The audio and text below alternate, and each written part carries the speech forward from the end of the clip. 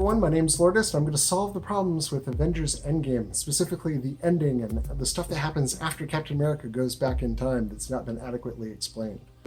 So, before I get into it, make sure to like, share, and subscribe, and make sure you click the bell so you get made aware of new videos as they become available, because you wouldn't want to miss out on stuff like this. Anyway, Dragon Con's coming up in about a week's time. So, what better time to release this? There's plenty of time for the rumors to ruminate and the speculation to go wild.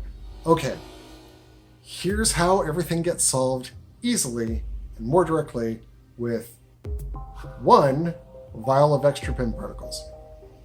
And nothing else at the end of Avengers Endgame. So spoilers, if you haven't seen it, too dang bad, because we're going into it.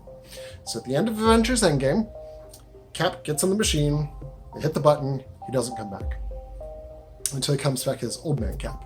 In between, there's a lot of speculation of what's going on there. Now, I did not see in the case that he left with a ship. So we're going to have to make some assumptions that Cap is actually using some of these stones to return some of the other stones.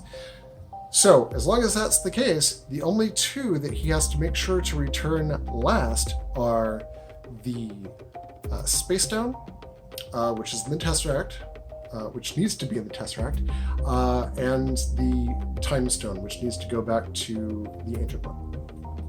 The rest can be done in pretty much any order that they want, at any time that they want. Okay, so Cap goes back in time.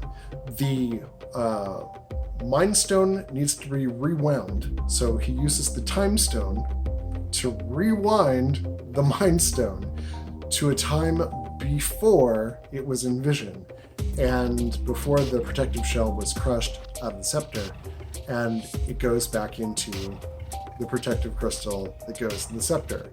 All he has to do at this point is return it in time, about the same time that he takes the scepter from himself at the end of Avengers Endgame. No harm, no foul, it's back in place, it's done.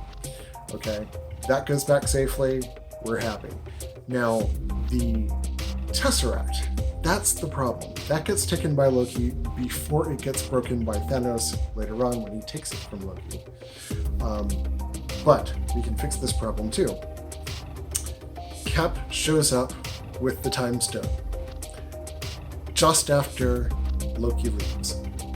And he rewinds time, and he brings Loki back, and everyone else. Now we know the end of the Loki TV show. We know how it has to end.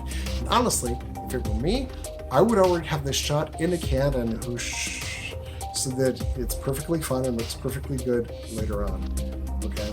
Now, because he would have absolute control over time, he could bring Loki back, stop time, take the Tesseract, put it in the case, okay, close it back up, and then move Stark and everyone else out of the positions that was going to cause that problem to begin with, and close off that timeline forever. So it's a self-sealing problem, and it takes care of itself. And nobody's the wiser. So that can be done. Okay, and the stones return so that Loki can then be taken by Thor back to Asgard at the end of the first Avengers movie. No problems. Okay, so the last stone is the Time Stone. Now, after he does this with the Space Stone, all he has to do is go back in time and start dating Peggy. So he goes back in time, dates Peggy on an alternate world line, and they are together. Everything's wonderful, everything's beautiful, they have kids, everything's sunshine and roses, and then at the appointed time that it has to happen, probably seconds after Bruce gets the stone from the Ancient One and starts moving off the rooftop, Captain America, old now, comes in from the fire escape, or the fire door, on the roof, and says, "Hello, here's your Time Stone." Now, one of two things can happen at this point.